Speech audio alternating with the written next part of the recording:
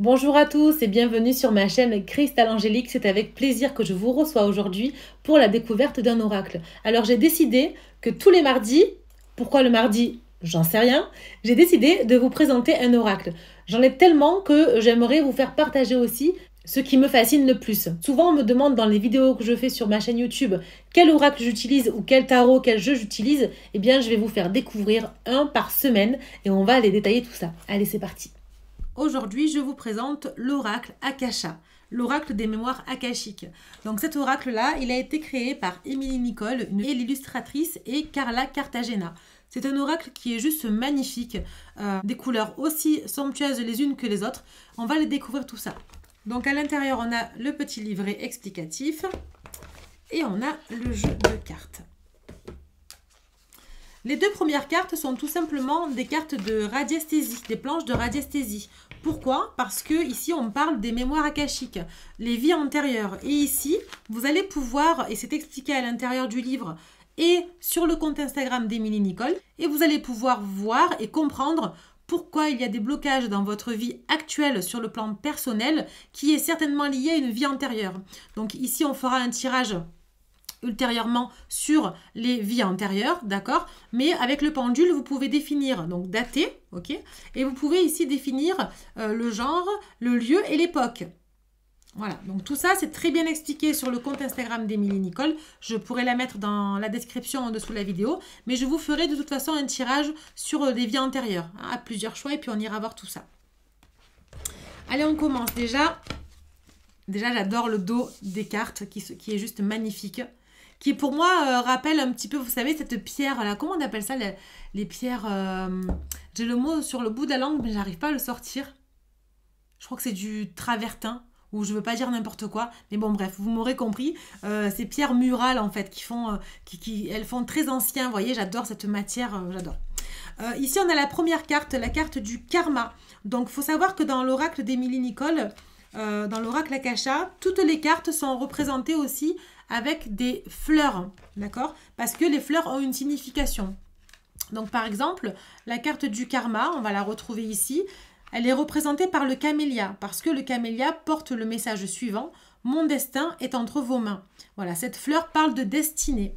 La camélia parle de la destinée. Regardez comme c'est super joli. Donc vous voyez, toutes les cartes sont en noir et blanc et on a une seule couleur par carte qui définit en fait la symbolique de la carte. Ici, on a la carte yin, donc avec la fleur l'hibiscus. Et à chaque fois, vous avez la fleur qui est rappelée ici. Là, on a la carte numéro 3, l'énergie yang. Donc le masculin, donc là ça peut être le consultant, la consultante, la féminine, le masculin, l'énergie féminine et l'énergie masculine.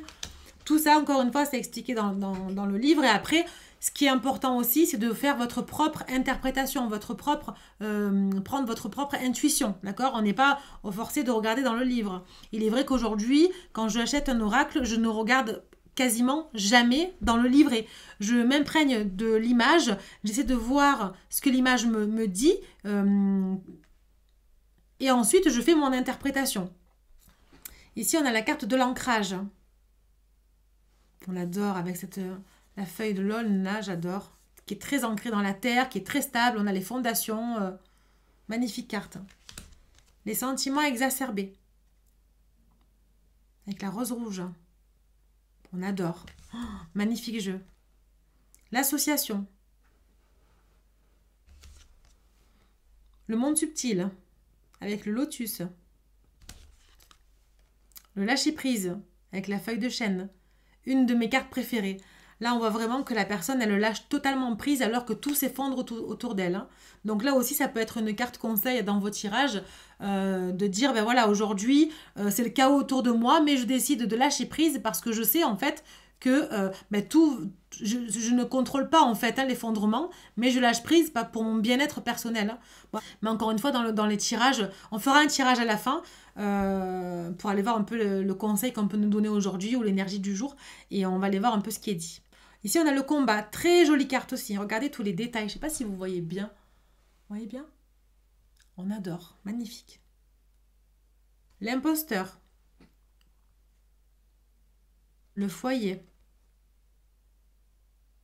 Le professionnel avec le muguet.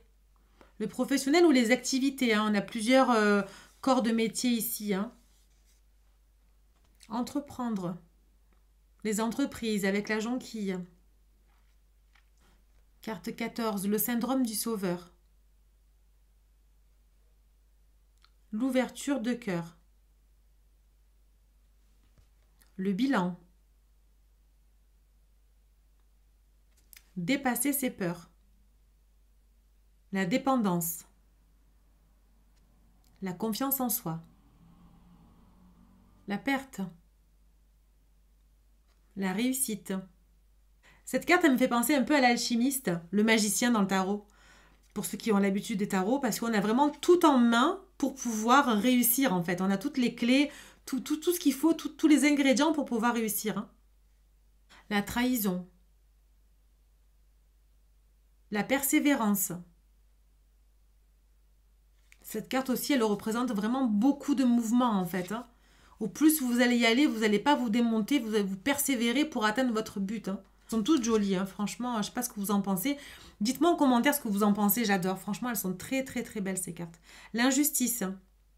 Donc sur cette carte, on voit totalement la balance qui est déséquilibrée. Hein. C'est l'injustice et pas la justice. D'accord? Là, on a les yeux fermés, la balance qui est déséquilibrée. C'est injuste hein, quelque part, il n'y a pas de notion d'équilibre.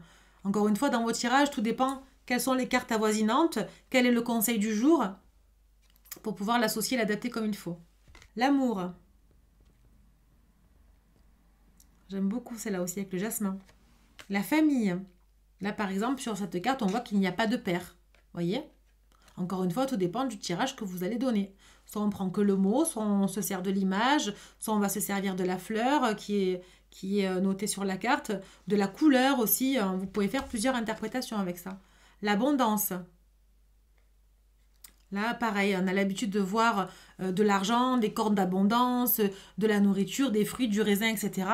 Eh bien là, non, il n'y a rien de tout ça. Il y a vraiment la chance. Alors oui, on a peut-être des pièces ici, mais on a beaucoup de fleurs. On a donc le dahlia qui représente l'abondance. Alors, on peut aller voir ici 27. On va aller faire un petit test avec celle-ci, que j'aime bien d'ailleurs.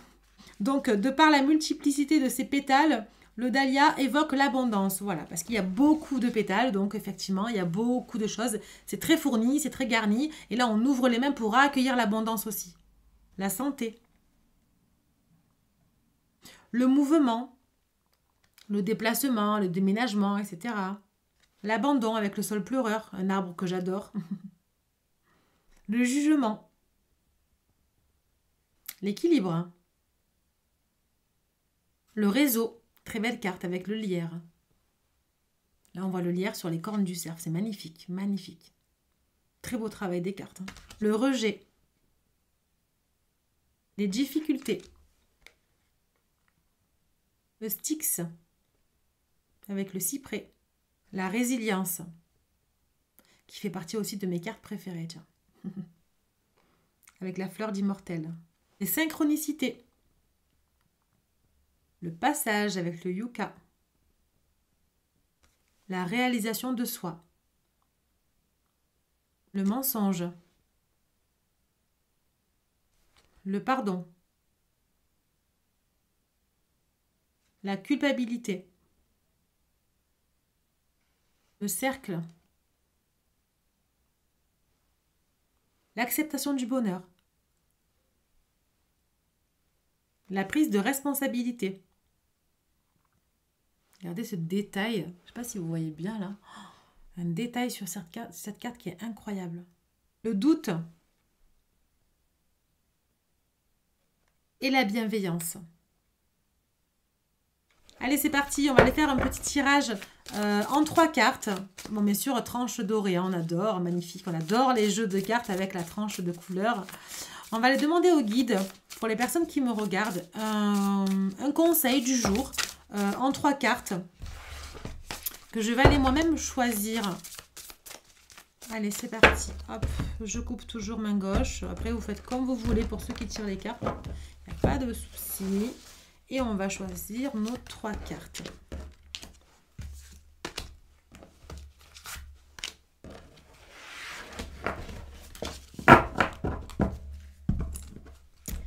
Alors, qu'est-ce qu'on a? Première carte, la réussite, le passage, la perte. Bon, je le conseille là maintenant tout de suite, hein, je vous le dis. Et en dos de deck, on a quoi? L'acceptation du bonheur. Ok. Pour moi, ce qui est dit là, pour les personnes qui me regardent, c'est que effectivement, alors c'est très simple, le conseil va être très rapide pour le coup, c'est que si vous voulez obtenir votre réussite, vous devez passer par certaines phases de votre vie par lesquelles vous devez accepter de perdre quelque chose. D'accord? Peut-être qu'il est dit ici que, effectivement, pour réussir, on doit...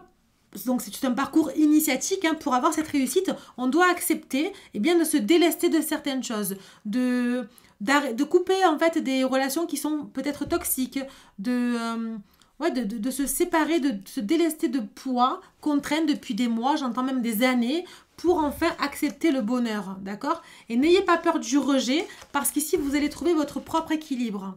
C'est vraiment ce qui est dit là, c'est que pour avoir la réussite, n'ayez pas peur de perdre des choses, de perdre des personnes. J'entends ici, concentrez-vous sur vous. C'est votre réussite ici, c'est pas celle des autres. Hein, donc le conseil qui est donné, c'est accepter de pouvoir perdre certaines choses ou certaines personnes dans votre vie pour avoir cette acceptation du bonheur-là, pour pouvoir réussir. C'est un passage qui est un petit peu obligé. Vous voyez ici le petit bonhomme là, il n'a pas d'autre issue que de passer par ce chemin-là. Pour moi, c'est un parcours initiatique. D'accord? Voilà, en tout cas, j'espère que ça aura résonné en vous. Vous me direz en commentaire si ça vous parle. N'hésitez pas à liker et à partager autour de vous cette vidéo, à vous abonner si ce n'est pas déjà fait. Et je vous dis à très bientôt pour la découverte d'un nouvel oracle. Ciao, ciao!